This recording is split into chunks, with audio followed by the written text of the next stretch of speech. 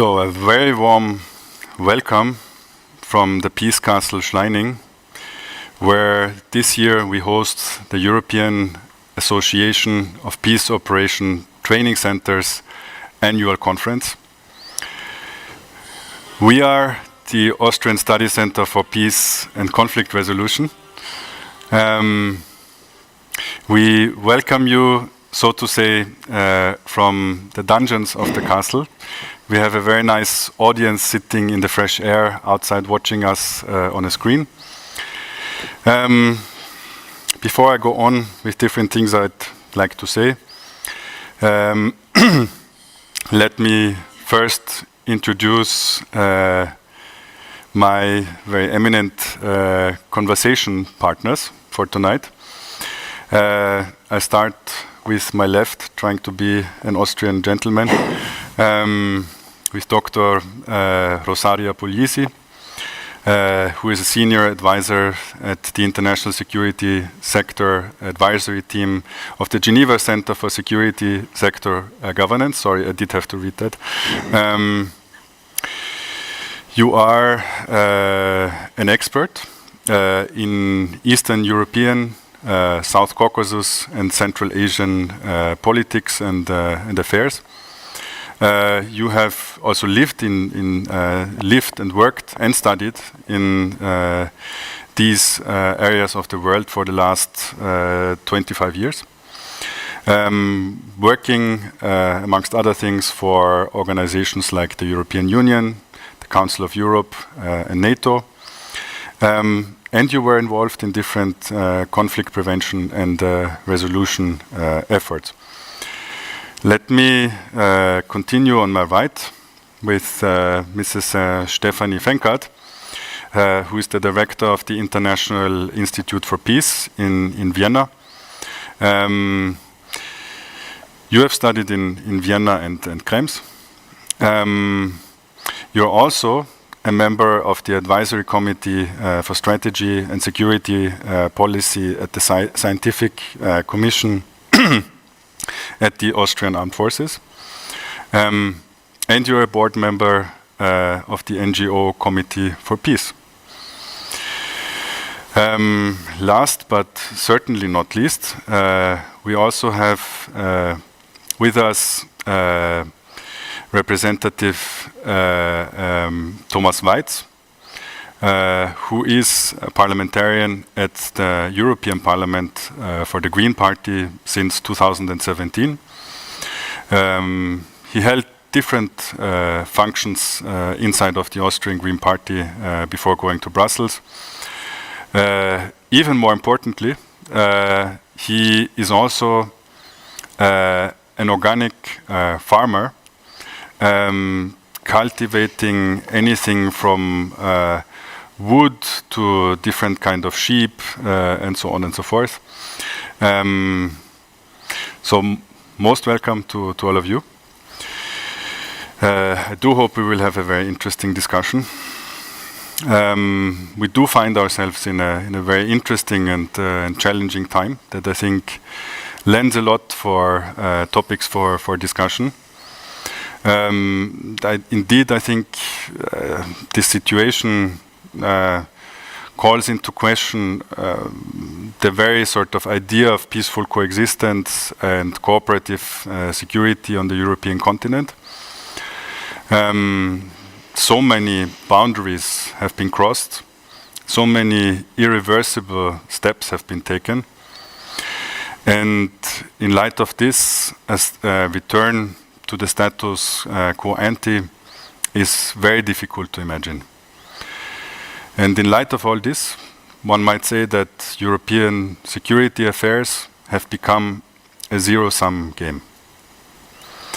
Now, I'm of course speaking from the perspective of a peace institute, and therefore leading me to the statement, if security in Europe and beyond its borders has to be rethought, then also peace has to be rethought. Of course, from a very different perspective, showing a step by step a way out of the depression of the situation that we find ourselves in at the moment. The Austrian Center for Peace has been working on finding such ways out of conflicts and crises for almost 40 years. And since then has contributed to setting steps towards conflict resolution in different parts of the world. One clear lesson of these long-term experiences is that the road back to stability, to security, stability, and ultimately peace is one that is long, extensive, and multi-layered. In other words, what is destroyed in a few weeks and months takes years and decades to rebuild. And so many examples of the countries we work in show ample proof of this statement. Now, in our conversation, we will look at some questions related to this, but also a little bit beyond. Now, adding to this very short statement, let me put the most difficult question at the beginning and ask,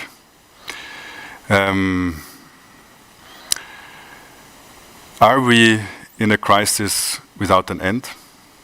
Is peace imaginable at all? Or is it a utopia, or rather a long-term process?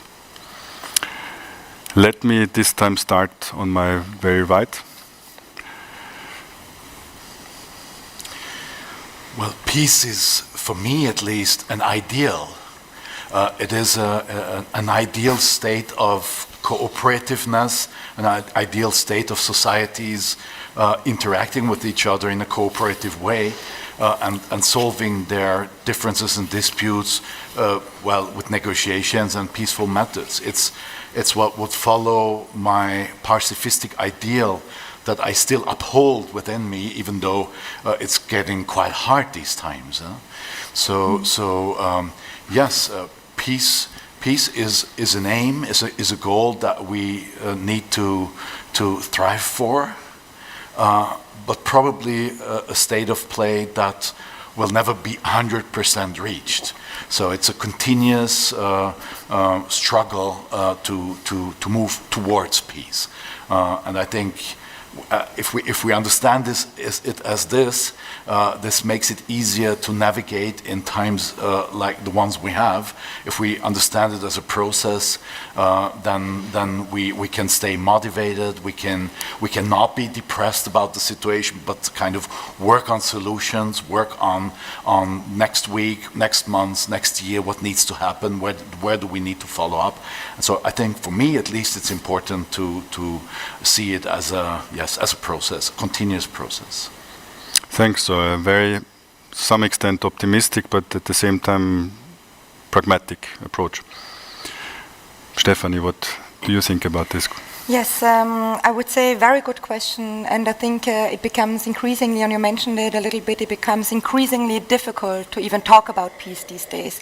Because once when you're in a state of war, and this is happening right now in Ukraine, and it is an unprovoked war, I mean, we have to be very clear about it, Ukraine did not provoke it, NATO didn't start it, I mean, about provocation we can maybe talk about later, but in the end it's definitely very, very difficult these days to talk about peace, because we do tend to mix peace now with defense and defense capabilities. And we are now going into a discussion. It's not about how to reach peace via peaceful means, but especially how to bring peace with military means. And I think there is a misconception when it comes especially about peace, like what is the end status. I do agree that it's a vision, it's a long-term process. It's definitely not a sprint, it's going to be a marathon. But I think it is very important that we do not tend to forget that, for example, the European Union is actually a peace union. And I have the feeling that these days we totally forget about why the European Union was founded and what it is based upon, what are actually the European values. And if we do not consider also for example, if we say that, and I do agree that, for example, we need to support Ukraine in their self-defense, because this is even covered by the United Nations Article 55. We all know that. But this doesn't mean that we can also not support this military defense by civil peaceful means as well. So to make it complementary, not either only defense and nothing to do with peace, but to make it complementary in order to at one point it reach probably not reach the peace we are talking about in the sense of human security and peaceful way, but at least at the end of violence, it has to be, in my view, starting point number one when it comes to the issue right now. Thank you. So the issue of defense was already mentioned.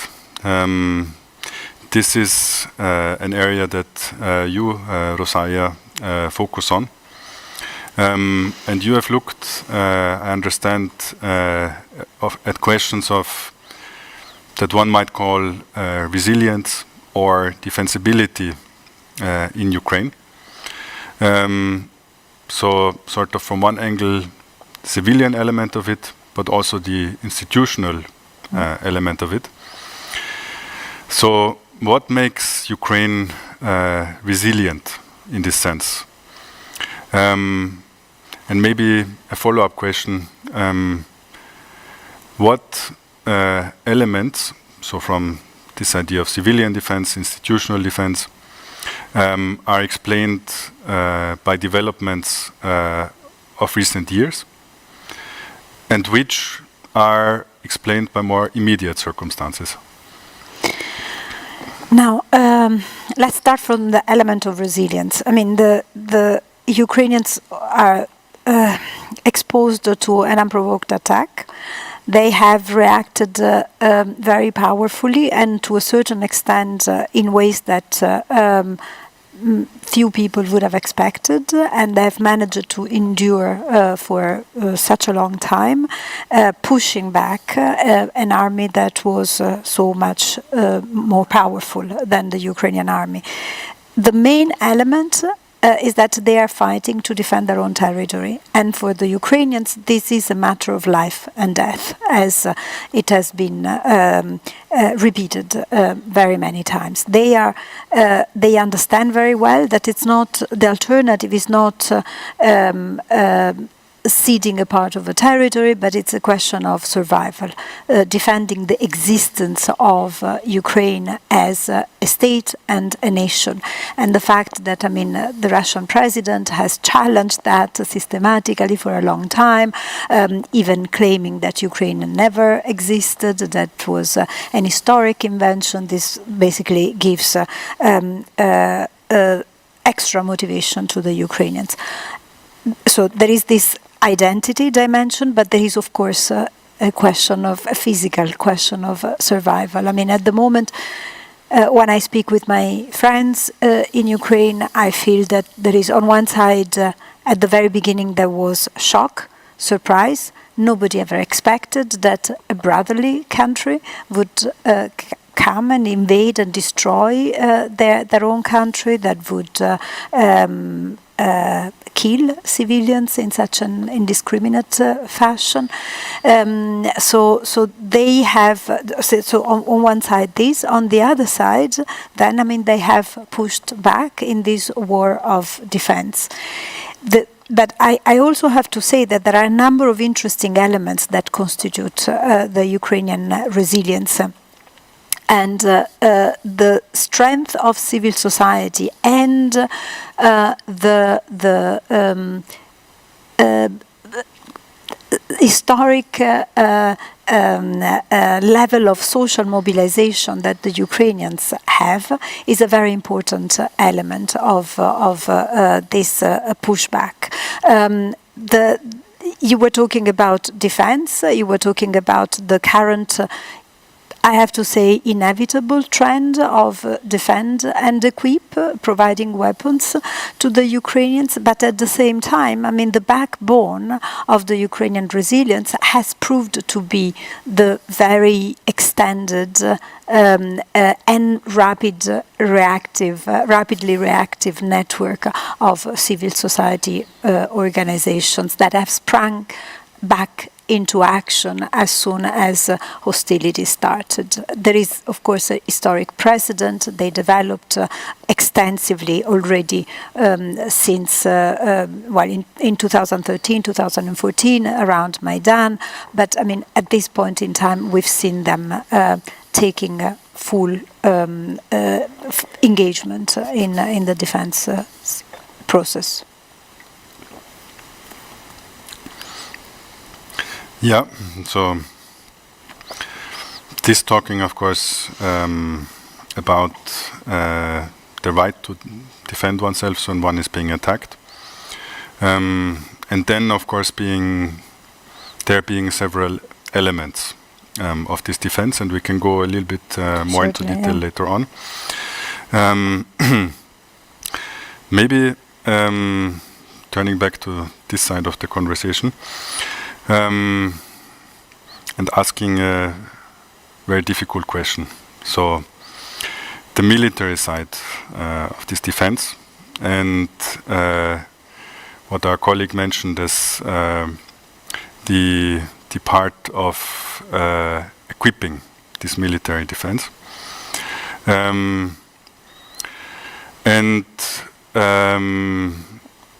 So sort of entering a very difficult debate of how far should this go. And of course, coming from an angle that ideally this armed confrontation, this war would end at some point, rather sooner than later.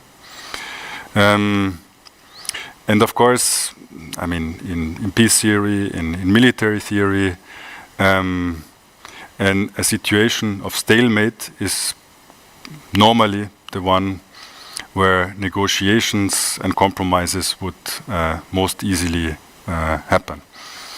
Now, in light of this, Stephanie, what would you say? What does this mean in relation to equipping Ukrainian defense against this Russian invasion? I mean, very clearly, and it is not even so easy for me also as a Peace Institute person to talk about this. I totally agree with equipping Ukrainians in order to defend themselves, because as you said, it's not only about territory, it's about their survival as a Ukrainian nation, which the project, the Ukrainian project of nation-state building isn't that old. I mean, we cannot forget, I mean, they were part of the Soviet Union, and then in the 90s, I mean, it's now, they had in 2013 already their third revolution. So in 3 decades, they already had 3 revolutions. So it's a very, very difficult situation for Ukrainians, because for them it's about their survival as a nation state, which is different from Russia.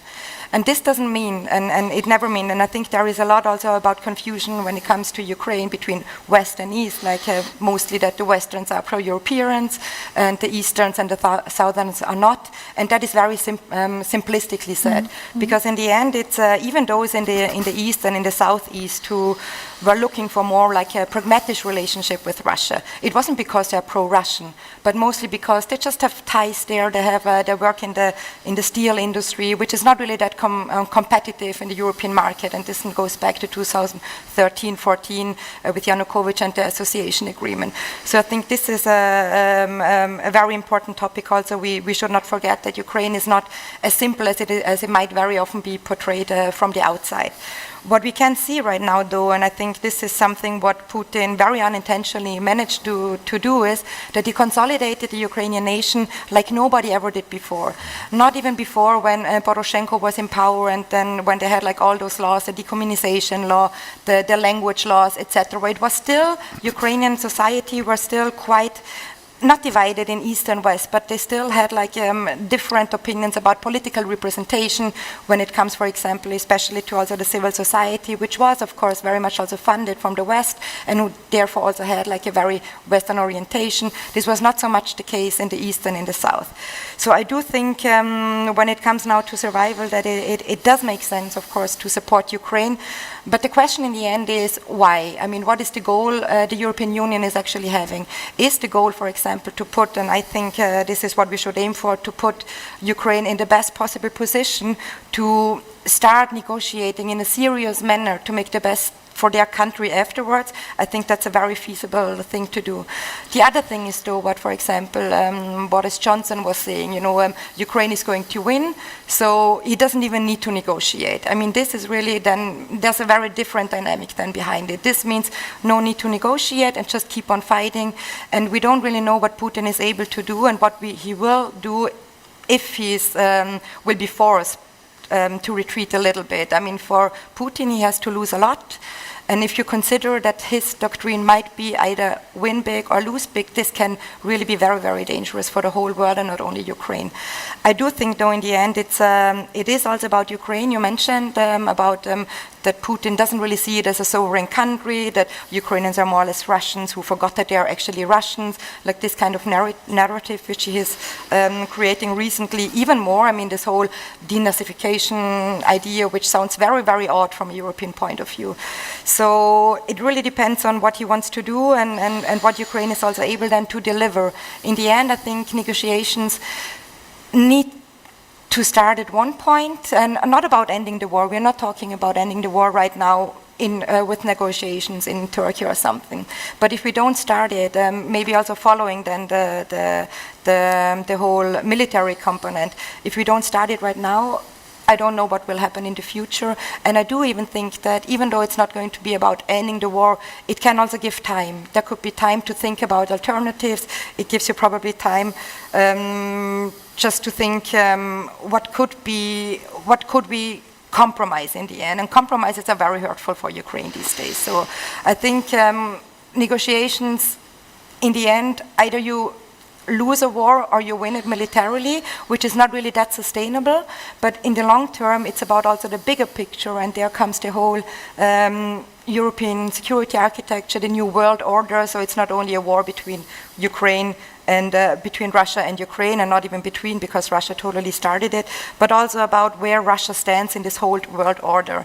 And this also then, in the end, means that the European Union, but also the West, and there I mean also the US, might need also to enter the debate, maybe not in the first place, but at least in track 2 diplomacy or whatever other means they are, just also maybe to support humanitarian corridors, etc., to open up corridors for supplies, etc., medical equipment, and so on. Thanks, you covered so much ground in your answer.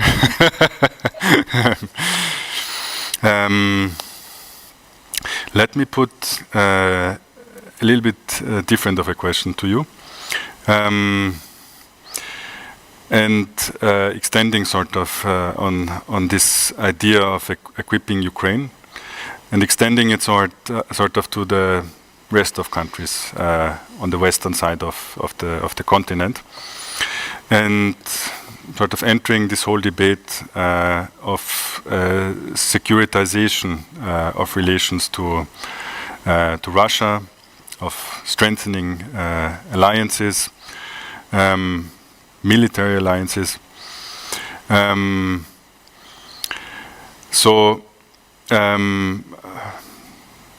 What's your opinion of such dynamics?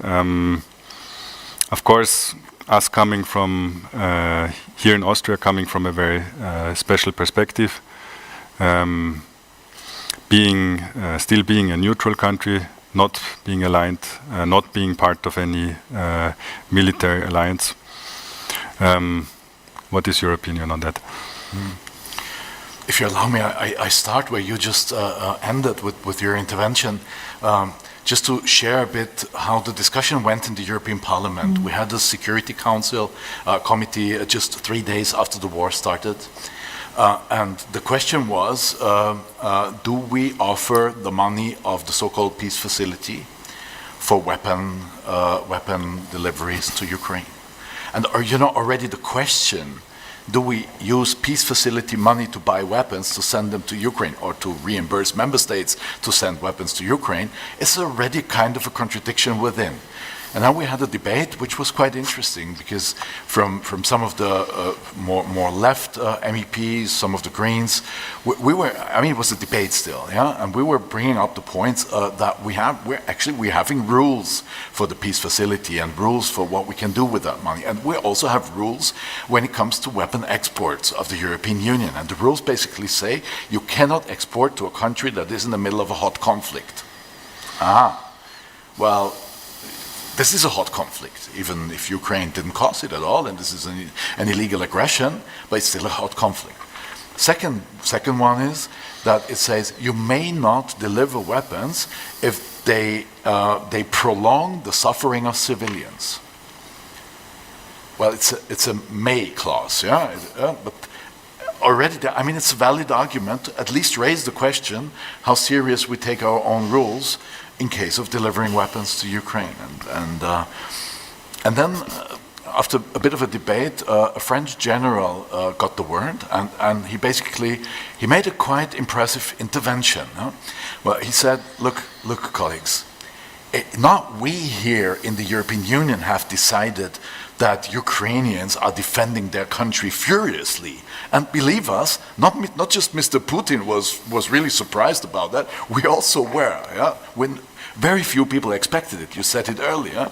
So it was not us deciding to defend the country, to defend democracy, freedom of speech, and so on.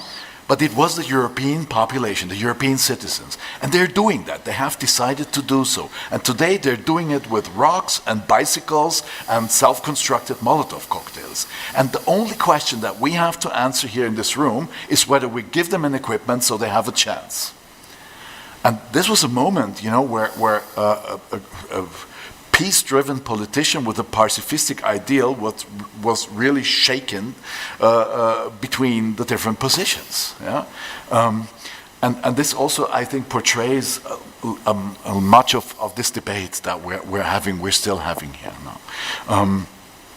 When it comes to militarization, and this is a very, very concerning development that I see. In the moment, there are billions of euros withdrawn from other aspects, so from social budgets, from climate budgets, I mean, the money is not multiplying, just because we have another crisis. So we were already spending a lot on COVID crisis mitigation. We were actually allocating a lot for climate change mitigation, biodiversity crisis, and all of this. And within weeks, no, actually days, substantial amounts of these resources have been changed towards militarization, raising the amount of military spending to a certain amount of GDP. While I really don't buy that concept, because does your economical performance define whether you need more or less security? I think not. Yeah? I find this a wrong debate. Yeah? But like increasing military spending. And then if you take a closer look onto the European Union, all countries together of the European Union were the biggest military spender of the world after USA. So the second biggest military spender. And then if you have a look on even from the side of military and military security, how much security do we get for all these billions that we're spending already? So the problem within the European Union, if you look at it from this point of view, is not that we're not spending enough money for military services, but all these military services are not interoperable or just not enough, very limited. We have 27, the whole structure, all the way from the tank, all the way to the general, back up and back down. It's actually a huge waste of money. The problem that we have in the European Union is a lack of effectiveness, and not a lack of military spending. So I find it really worrying how fast this is changing. And it's not only on the military spending, but it's also on the question of military alliances. Let's pick the example of Finland as an example. Finland had a different definition of neutrality or non-alignment. It's a bit different than our Austrian version that we have, which is constitutional and has historical reasons. But Finland was practicing a policy towards Russia that was the one of, active neutrality politics, staying in touch, having big channels of exchange, communication, and so on. So to actually, yes, they actually took the peaceful, non-militarized path while still being able to defend themselves in case, which is also a difference towards Austria. But then that Finland is now having a NATO debate is very well understandable for me. First of all, I mean, their history is their country was actually only created or I mean, it was fought free against Russia, first of all. Second of all, they have 1,000 kilometers of border towards Russia. And third of all, they have learned in the last weeks that Russia is not respecting the neutrality and the once respected borders. You have no guarantees if you wake up tomorrow morning if these neutral borders that were once respected are still respected. And out of this kind of real, well, pragmatic or no, actually actual experience that you have day by day, it's very understandable that there is a move towards joining military alliances or NATO. While if we look at the bigger picture, on the long run, I'm not sure if this brings us more peace. This is, of course, the question. Do more weapons bring us more security to begin with? Do they bring us more peace? Is an even more difficult question. Okay, so since we entered this question of neutrality, let's also ask a similar question to you, Stephanie. Okay, so we established that Austrian neutrality is different from Finnish neutrality, from Swedish neutrality. Okay, so in its quality as Austrian neutrality, in this situation where all the security parameters are shaken in Europe and this sort of zero-sum game thinking that I was mentioning in the beginning is pervading everything, the militarization debate is getting stronger and stronger. Do you still see value in neutrality in Austria? And if so, what kind of neutrality? Yes, I mean, neutrality for Austria was possible in a very specific context, and we know it was like a Cold War. I mean, we were still under Soviet occupation. And until today, we Austrians often say, oh, but look, the Soviets actually left Austria peacefully, which is the only country they actually left. And why did they leave? Because we arranged together with the superpowers, with the US and Gorbachev on the other hand in Russia, we managed this neutrality, which just led them to leave and to leave us alone, obviously hoping that the communists probably would gain, which didn't happen in the end. So for Austria, I think this was a very, very good solution, but I think also it was unique in time. That was the Cold War background, if you may say so. When we come to Ukraine, and I remember I've been traveling to Ukraine several times since 2017-18, and we have been talking with them about neutrality, but that was already after Crimea, and they would, of course, rightfully say, we were neutral before. I mean, how can we be neutral if we are attacked, if they take Crimea, if what they are doing at the Donbass, etc.? And I cannot agree more. I mean, it's very, very difficult to look at it. In the long term, however, if you look still at the bigger picture, and we know, and if we like it or not, and if we agree or not, doesn't matter. But NATO is for Putin, and he made it very clear already in 2007 at the Munich Security Conference.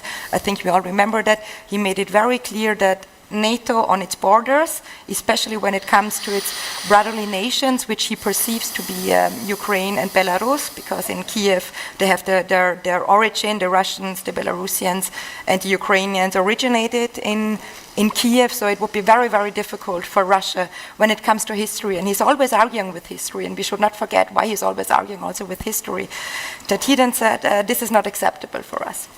So the Ukrainians, on the other hand, would say we cannot be neutral against someone who is obviously aggressive, and they have a point. But if you look at the long term, I mean, you still need to see that neutrality alone will not make you secure. I don't believe that. It's not about neutrality alone. But you need a whole set of politics which go along maybe with neutrality to find a way which does not in the end lead to a conflict which is there, because conflicts are there, we cannot deny conflicts and we cannot eliminate conflicts, but to see what we can do in order not to escalate them violently. And in this case, neutrality could have been for Ukraine, if it would have also probably come along with security guarantees, could have been one of the ways out. Probably very surely not the only one. And I think this is something we should consider. What is now more difficult, of course, is when more or less Putin says it's one of his 4 points, he must then have to be, you need to be neutral.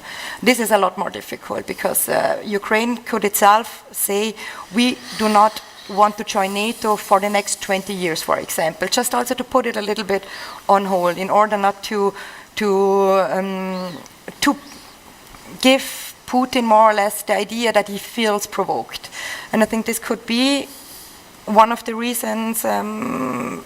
I don't think that neutrality will save you from an invasion like what happened to Ukraine. For Austria, as I said, it was different, and everything is different in a different historical context. For Ukraine to be forced to be neutral now, I think it's a lot less valuable than what happened to Austria, where it really now is a way of life. We inherited it. We even feel a little bit about nostalgic about our neutrality, and it belongs to our identity as Austrians, similar to the Swiss.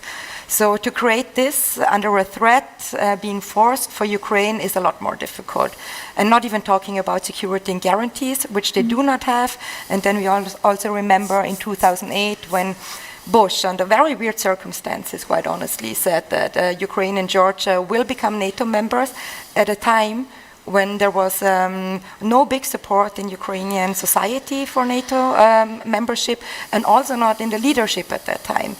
And of course, so Russia, Putin hears this, and then afterwards, after what happened in 2014, Ukraine put it even, NATO membership was a lot more on the agenda. Ukrainians are a lot more in favor of neutrality, not even saying that all of them are, because that's still difficult then to count when it comes to the different regions, not even talking about Crimea, which is annexed but officially still to Ukraine, and the Donbas region or Lugansk and Donetsk region.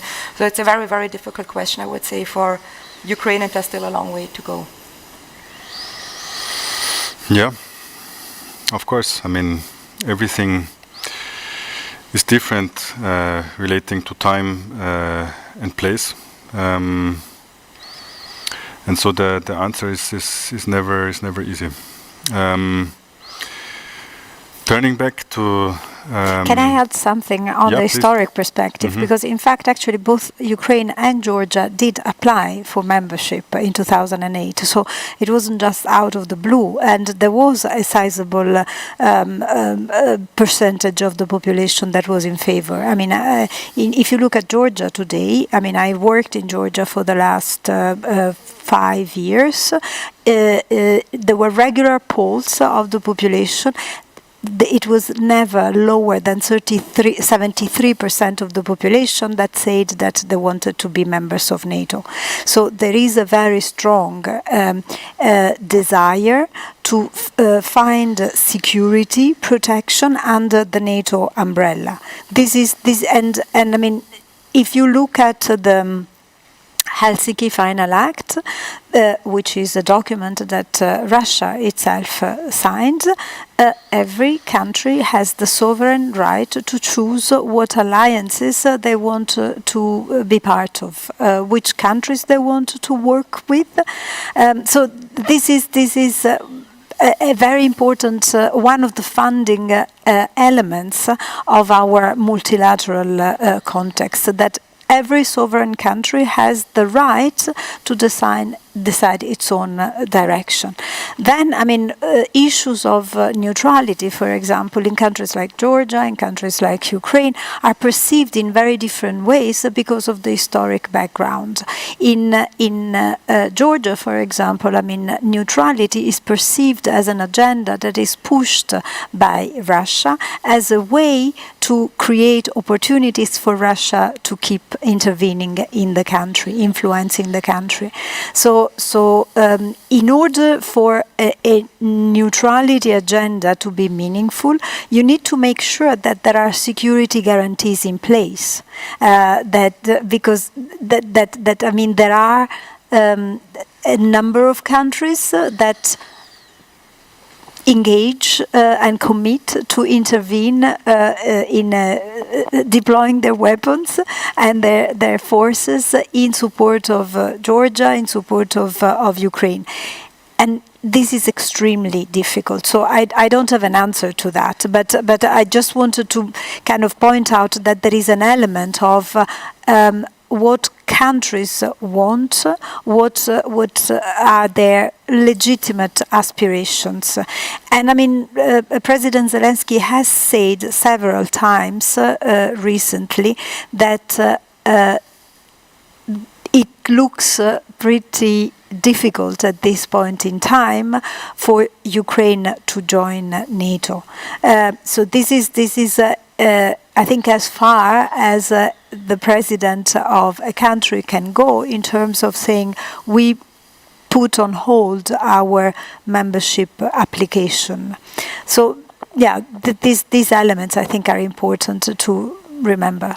I agree. I don't know so much about the Georgian case, but I know for sure that for the Ukrainian population in 2008 was not in favor of it, and that was, and of course Georgia is still a different case with afterwards what happened. I mean, then you had the war in South Ossetia, which at that point did not happen in Ukraine. And there is a very interesting study, like even shortly before the war broke out now in Ukraine, that it was said that around 50% of the Ukrainians are in favor of NATO. And if you look close to that figure, even those, you really need to see, I mean, it might be, for example, more about 65% in the very western region, which is very close to the European Union, but it's a lot less, for example, in the eastern southern region. And of course, I mean, for obvious reason, they couldn't talk to people in Crimea, and they wouldn't even, and the same is true for the Donbas region. So that's a different perception. So in the end, to portray also, I mean, that was, quite honestly, that was shortly before the war started, and on 24th of April. So I do agree on what you said, and I do agree very much that every state should have the right to choose its own alliances. Of course, we have sovereign states, we have nation states, and it's up to me who I want to be friends with, more or less, in a very simplistic way. But nevertheless, they are bordering Russia, and Russia made it very clear they have nuclear weapons. And even though I do agree, there are consequences, and very unfortunate consequences, as we partly see right now. So it's just not about what we can do. The thing is it the right time to do it right now? And when this claim was made, like more or less, that there will be, nobody actually said a time frame, and France and Germany went back immediately, no, it's going to happen maybe at some point, but definitely not soon. They really left Ukraine in a limbo state, like not being a NATO member, not having security guarantees. So this made it very, very difficult for them in this situation, like what to do, for example, when Russia is going to attack. So it's, I do agree, but dynamics, very unfortunately, do not always see the sovereign right of a state as it is, even though I think it should be that way. Yeah, very interesting discussion. Maybe I extend it also to you. So what between this position that as colleagues have mentioned very eloquently, one is of course supposed to be able to choose one's own friends, and thus also which military alliance you would like to belong to or not belong to. This being on the one hand, and then on the other hand being this notion that perhaps also the military alliance that wants or that is considering accepting the idea that a new country might join it might be tempted, or might maybe rightfully take into consideration ideas of the consequences of such an extension. So sort of weighing in between these two rock and a hard place kind of argument. Sort of, what do you think about this?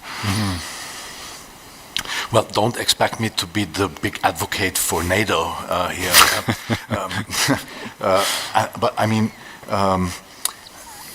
there are different. For me, there are different developments that are more key for me in all that question than the actual alliance to a certain military pact.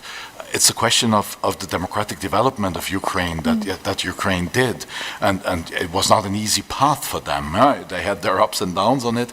They are far not there yet, but then coming towards an association agreement with the European Union, running elections, even electing a very surprising candidate. You know, you saw, some elements of a functional democracy are certainly there already. Being very ambitious on reforming their sectors, their industries, the functioning of the state as such, starting to go against corruption and so on. So the country decided to join the family of democratic nations, and it's what we see now, and this was obvious. For me and for many of security people for many years, that there's an accelerating conflictuous situation between democratic states and authoritarian states, and in this conflictuous situation, choosing the democratic path also leads you to the question how you would defend yourself against authoritarian neighboring countries. And this is can not only be Russia. I mean, it's not the debate today, but I mean, we can also talk about China and Taiwan. I mean, there's a reason why China is so kind of friendly and so kind of silent when it comes to breaking international law, and they have their own kind of backyards they would like to reunite, let's say. And so in this context, it is understandable for me that countries that have direct borders with a neighbor that has chosen the authoritarian path, that they ask themselves, well, how are we going to secure our path that we're taking in our society? And there, fortunately or unfortunately, there's no realistic other options than NATO. Yes, you could say European Union, but European Union is an economical force, if you want so. It's a peace project, if you want so, but it's not a military alliance as such. We have certain rules, and we signed certain contracts to stand with each other in a rather not clearly defined way what that would actually mean in case. So it's not a full security guarantee, that we have to be aware of that. But and this is also the path Ukraine took. They took a path towards European Union. The association agreement is kind of the entry door on establishing relations economically, politically, culturally, academically, on all levels, and to join the democratic world, if you want so. And in this regard, I have a big understanding for them choosing the security umbrella of something like NATO. But now coming back to the actual conflict and to the question of weapon exports, I chose for myself, and many of my group members followed me, a position where I said, look, we are actually elected as active peace politicians, so we can't walk out and advocate for weapon deliveries actively now, but we have also to acknowledge the right of self-defense, so we will not block it. And not block it, I mean, okay, in the parliament we would have not had the majorities to block it anyhow, but also not in governments where we participate, where we would have had possibilities to block things. We do not block it, but still we need to make sure that this is not seen as a solution. It's not. It's an emergency measure, but it's far from being a solution. There is no other solution with a nuclear power than negotiations.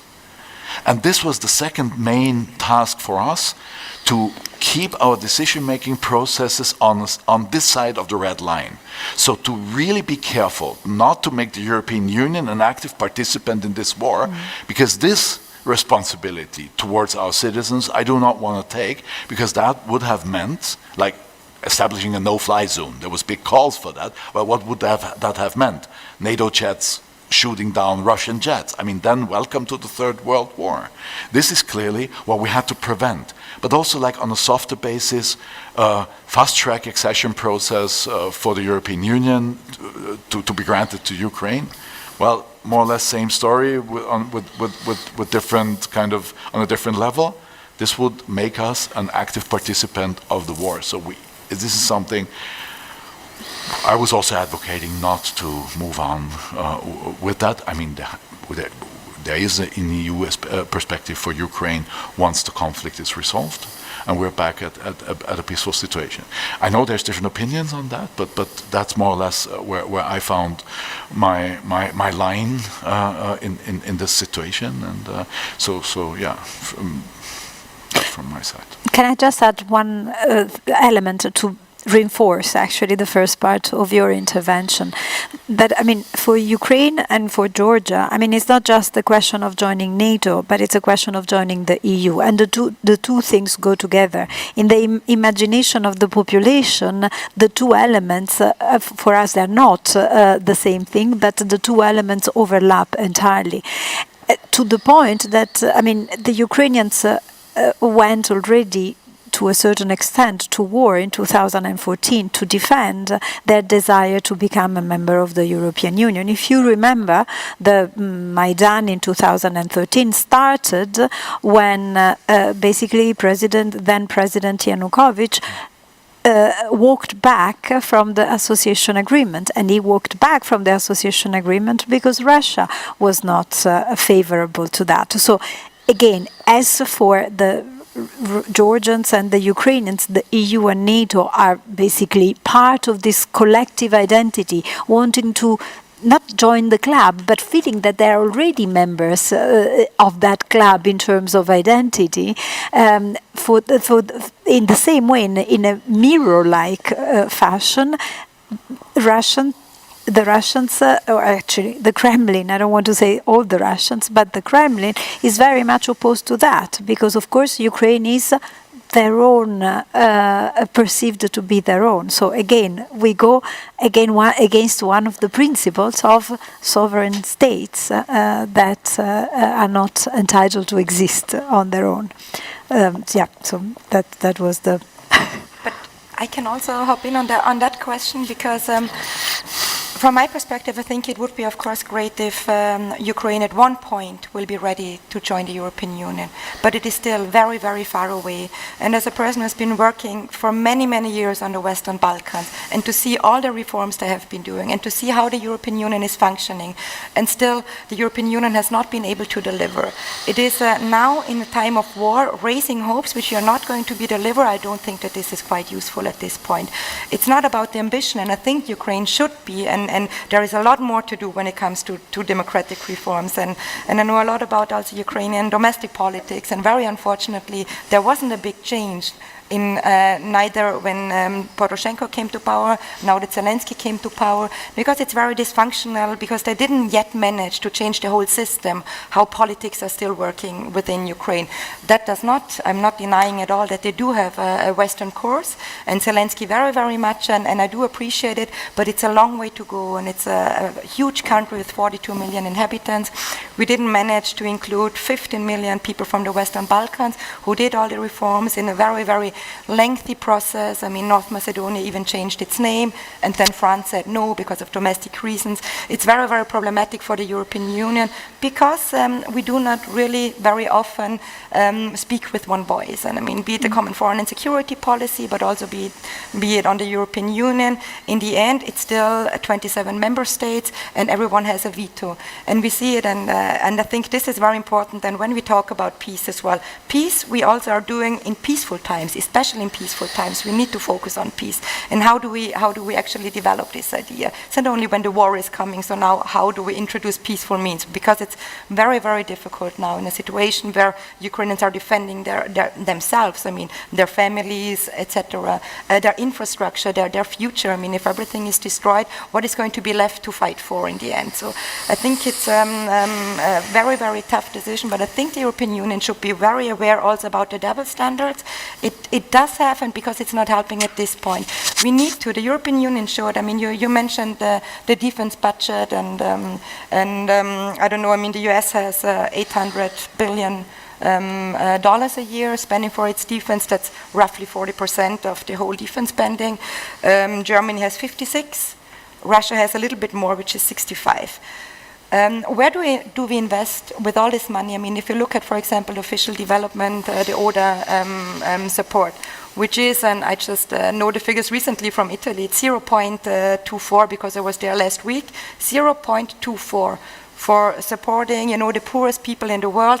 And this also then, but we talk about 2% of NATO spending only on defense.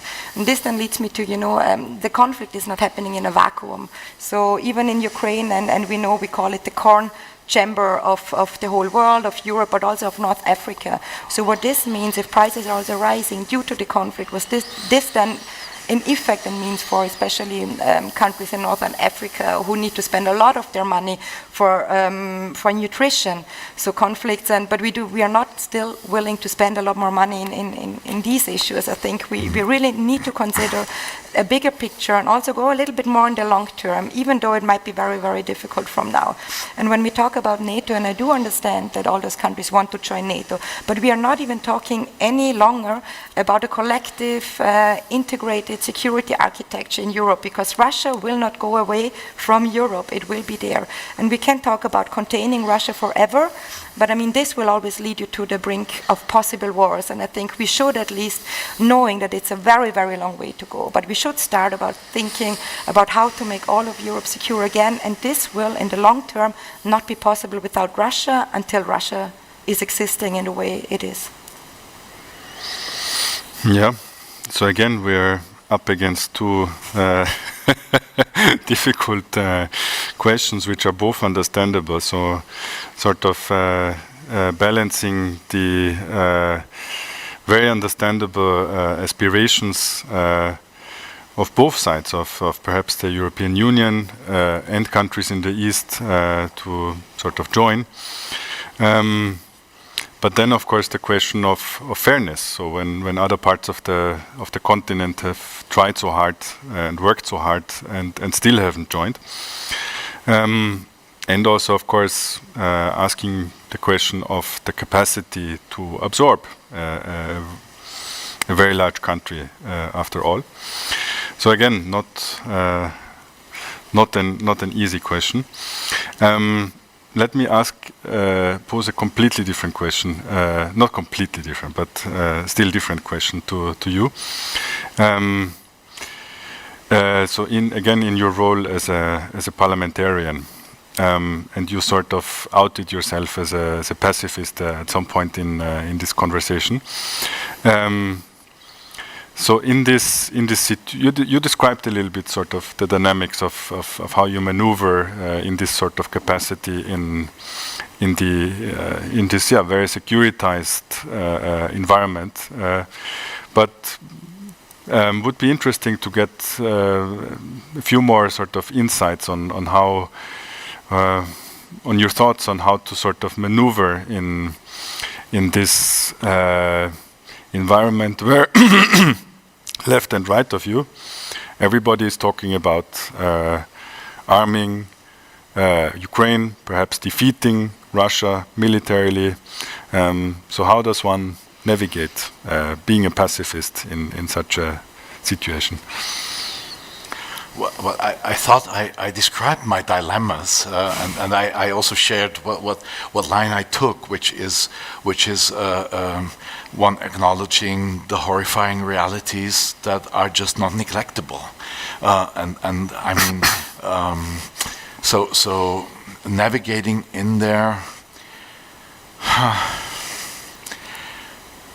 I mean, I'm more focusing on trying to answer all the questions that are kind of popping up in the aftermath of what is happening in this conflict, but also questions on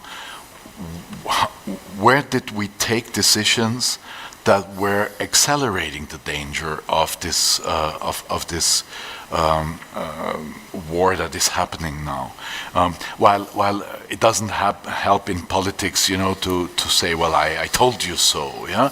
But I mean, the fact that we maneuvered ourselves in such a dependence from an obviously non-democratic and authoritarian country, I mean, there's questions to answer, and there's conclusions to be drawn for the next steps that we should take.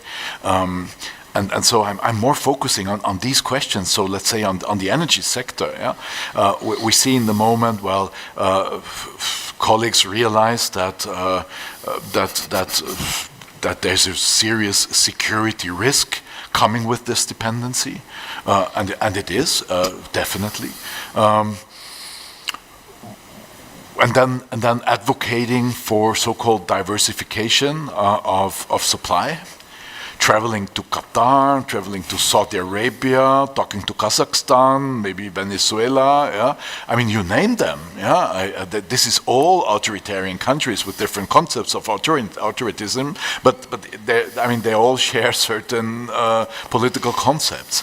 And I mean, changing one dependency against another dependency, maybe. I mean, yes, Qatar is not such a military power. Yeah, but you see what I mean. So I think that this is where we really have to have a close look in the moment. Isn't the best investment into security in the moment the fast-track change to renewable energy? Isn't this the most important security question that we could tackle from the European Union side in the moment, rather than spending additional billions and billions and billions on military services? I elaborated that earlier, yeah? Rather than gaining effectiveness. And I think it is. It definitely is. And by the way, what is really concerning me also is that the current security crisis that we have and that is there is completely distracting our attention, our political decision-making processes from the actual bigger crisis we're in, which is the climate crisis. And now I'm not going ecological, because that's not what we're debating here, but in terms of security, it is the biggest threat that we are facing. And you mentioned it a bit. The question is not whether we do have food in the future. The question is whether Egyptians have food and Lebanese have food. And then let's talk about Arab Spring and on what basis did that happen. I mean, we all like to interpret that this was a democratic uprising against. No, I mean, partly yes, but the majority of the Arab Spring was driven. It was a hunger revolution, yeah? Because just the food prices, the bread prices were just skyrocketing, and this is exactly what we're going to see now. And it's going to be much worse now if we don't find quick solutions and quick fixes for that. It's not going to be a question whether people can afford the bread, but it's going to be a question whether there is any bread to be bought on the market. And what that means security-wise for the European Union, there it's getting grumpy there, yeah. And then I mean, I'm of an opinion that Europe is able to welcome a lot of people that are fleeing from hunger or from whatever deadly threats. But also, I mean, our own political system is shaken by big migration streams that need to be expected. It's our internal security of our democratic processes that are endangered. Also, that we have to see. So this is the big security threats, and I could go on and on. I mean, it's very multidimensional how climate threatens our security of supply, but also in military terms, unfortunately. And this is now all pushed aside. This is all. I mean, I hear things like really statements that say, well, the Green Deal is a luxury problem of yesterday. We're having serious problems today. I'm like, well. We're having serious problems today, but your assessment is simply wrong. Yeah?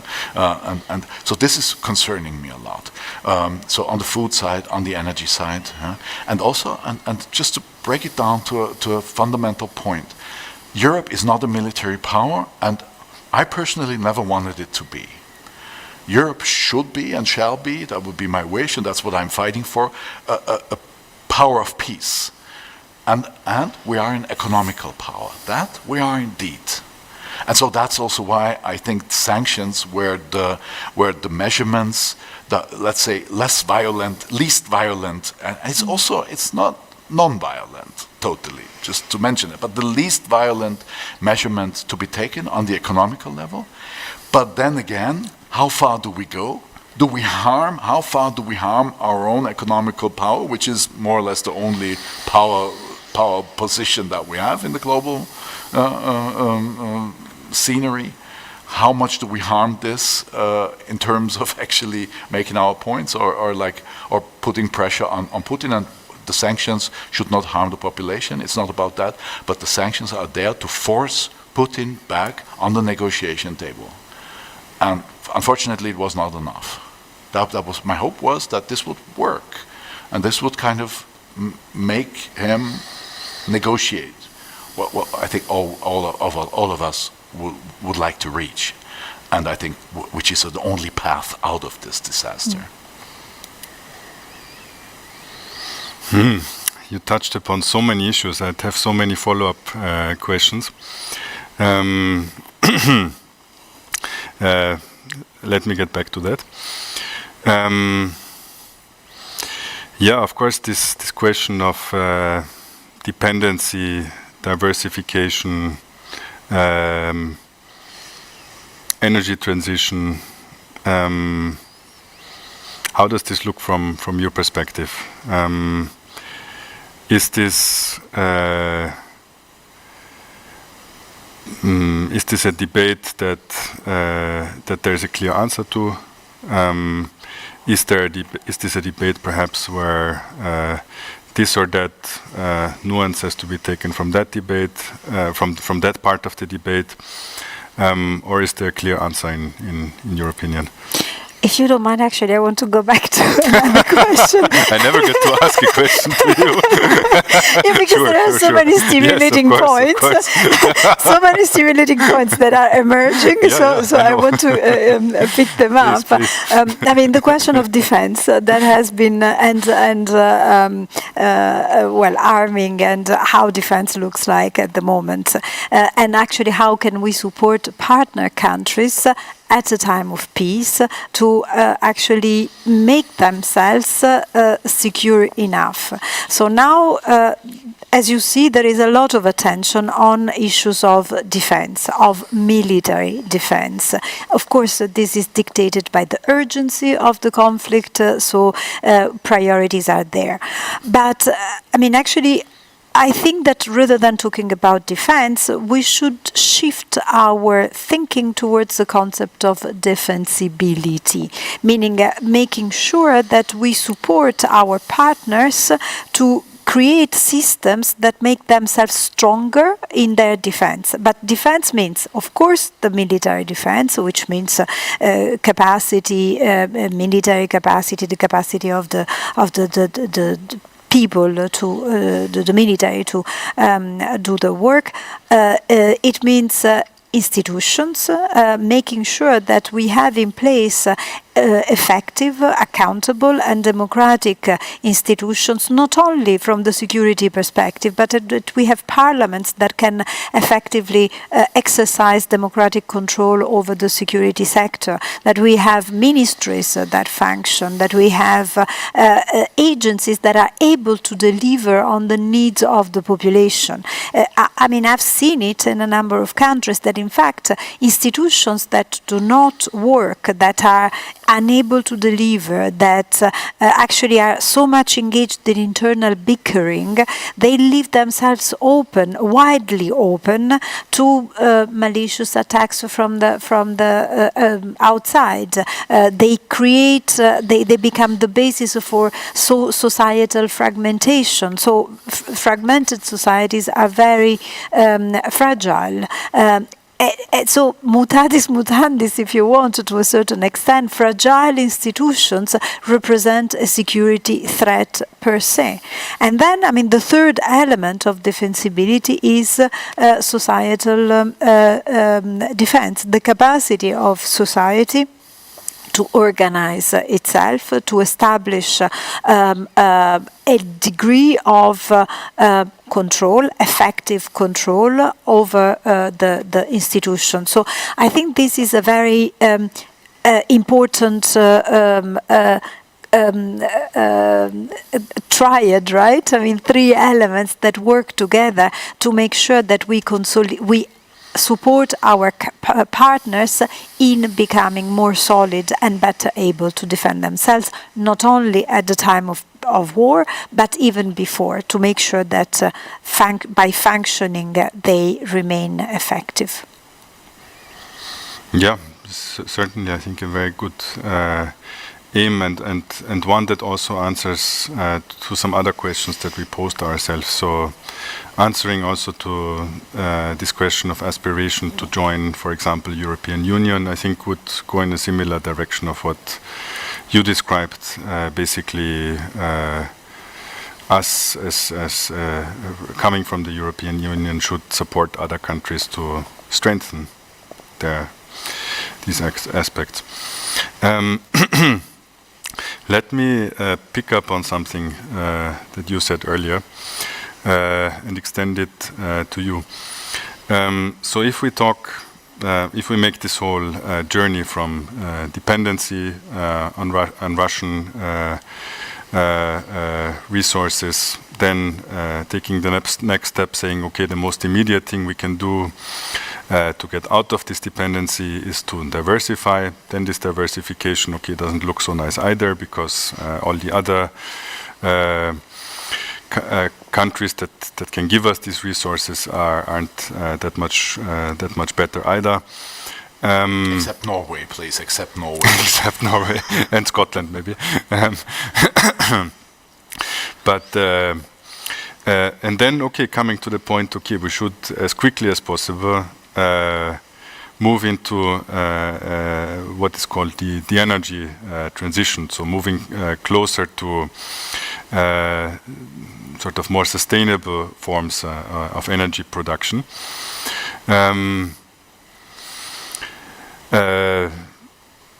So if we do go down that road, and let's put aside the question of how quickly that can be done, and does this really provide an immediate answer to this dependency on Russian gas.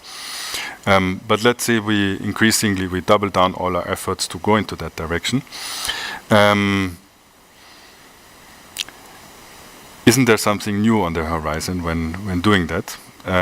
Thinking about the idea that also this energy transition requires resources, natural resources, in the form of different rare metals, rare earths, which either, many of them, are located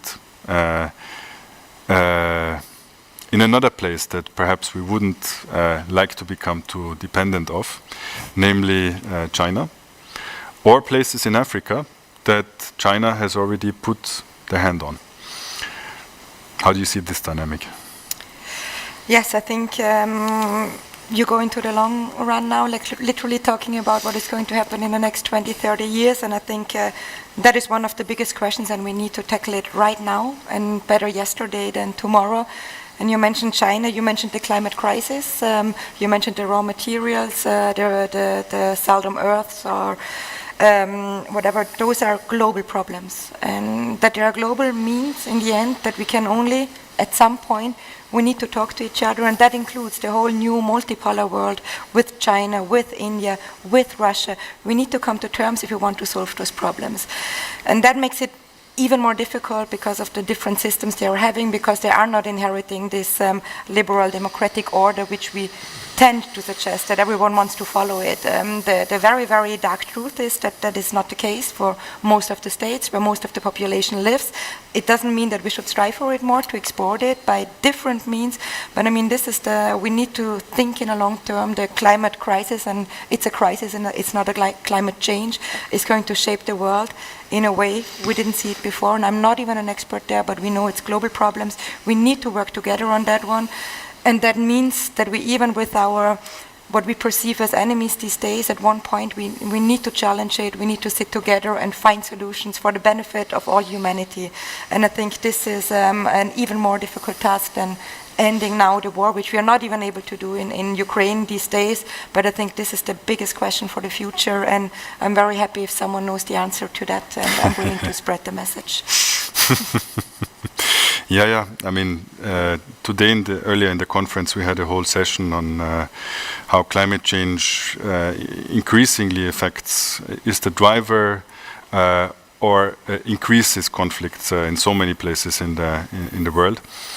And I even personally said earlier in this conference that indeed, I mean, all these immediate crises, first the COVID pandemic, then the crisis in European security, should certainly not obscure our view towards this really fundamental crisis that threatens our whole existence on this planet.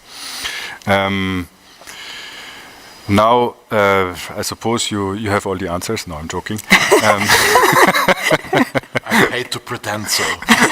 Yes. But so to spare you this very, very difficult question, but maybe another difficult question. So you did argue that the next step from diversification, or actually we should skip diversification, maybe if I understood it that way, and move straight onto doubling down all that we have, basically, towards achieving an energy transition as quickly as possible, right?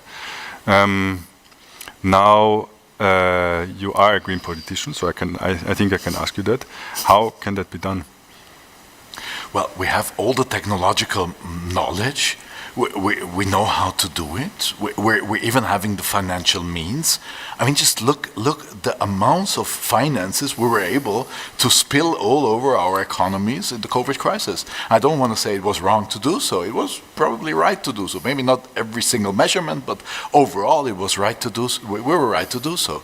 If you see now what amounts are mobilized within hours, for military spending. I mean, Chancellor Scholz a few weeks ago, I don't know, he stood up in the morning with the left leg and he thought, okay, let's spend 100 billion for defense. You know, even his own military was surprised about the offer. Yeah? The first reaction was, well, in this fast manner, we wouldn't even know how to spend it for. Yeah? So, but again, I mean, Germans have to take their decisions the way they do, but you see what we can mobilize. And you also see how much you can change patterns, or how fast society can change patterns of daily living. And things remain. Just look the effects the COVID crisis had. And unfortunately, a lot is disappearing again, but a lot of habit changes stay. So it's becoming normal that you work 2 days from at home. It's normal, meanwhile. It wasn't 2.5 years ago. Absolutely not. So it's doable. We have the knowledge. We know that we have actually no other options than to adopt. And so let's do it.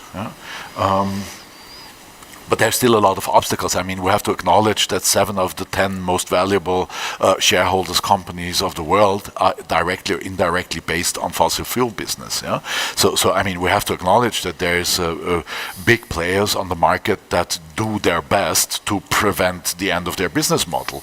And I mean, our system, our economical system is stitched in a way that a CEO of a company has no other option than to do so, because he's forced by law to maximize the profit, and if he or she wouldn't do that properly, then he or she could be put on trial by his or her shareholders and basically go to jail in the worst case scenario. So we shouldn't expect companies to actually solve it for us. It has to be political decisions, and we can take people with us, but for this we also need to take people with us.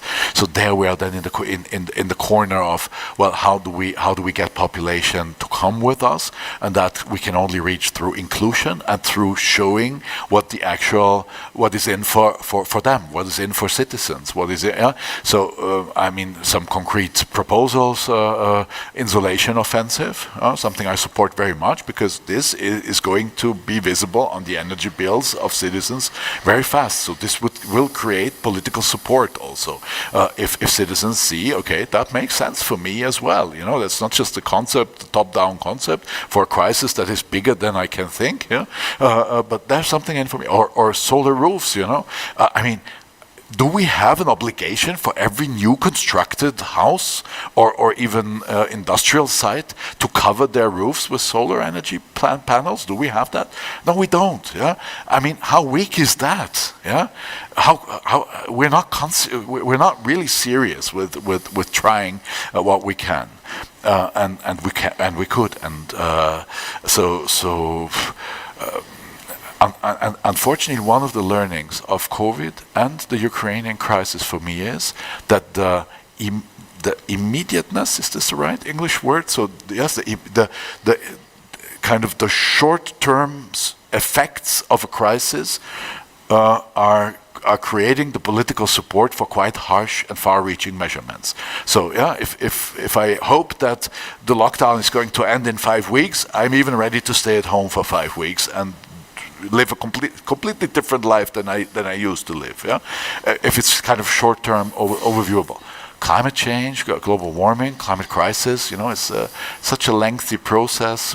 Can you really nail it down? Yeah, is this exact extreme weather today? Is this really climate related, or didn't we have sometimes hail in the past too? Well, not 5 times a year. Yeah, but we know, and science tells us clearly. So it's much more difficult to get this societal readiness to change habits, but also to change points of views and consumption patterns, if you cannot guarantee an immediate effect, like now with Ukraine, where I mean, whole countries that a year ago would have said, well, we will never export weapons into a hot conflict zone, suddenly have turned around 180 degrees and suddenly are at the forefront of saying, well, let's send as much as we have. And because there's hope that in short term, with this kind of substantive change of opinion or of concrete political action, you could actually solve the story, solve the problem, which is much more difficult to communicate in terms of climate change. Yeah, and let's hope it doesn't sort of need us to get to a point where the question is so immediate and so urgent that it's actually too late by that point. Yeah, we are at the end, or even over the end of our discussion. It was hugely interesting. We did manage to get out of the Ukraine question a little bit, which is nice. Did turn to after a very, very interesting debate on so many aspects that relate to this question of the war in Ukraine, but also what does it mean for countries in the region? What does it mean from the perspective of NATO? What does it mean from the perspective of Russia? Even we heard at some point, what does it mean from the perspective of NATO? What does pacifism mean in this question? What does militarization mean in this context? All such interesting and relevant questions.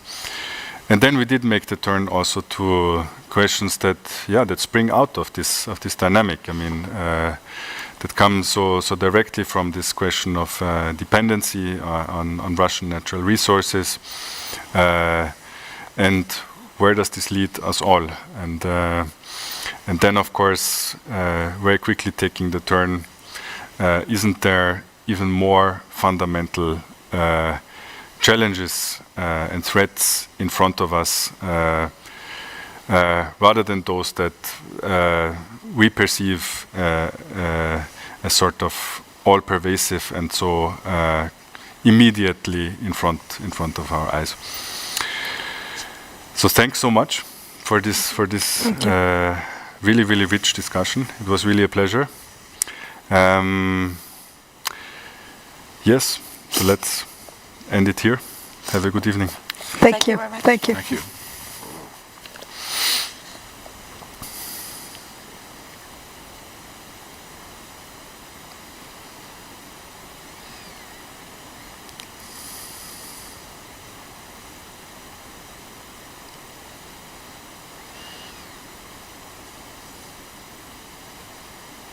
I think we're waiting for your signal. Yes, we definitely are. Yes.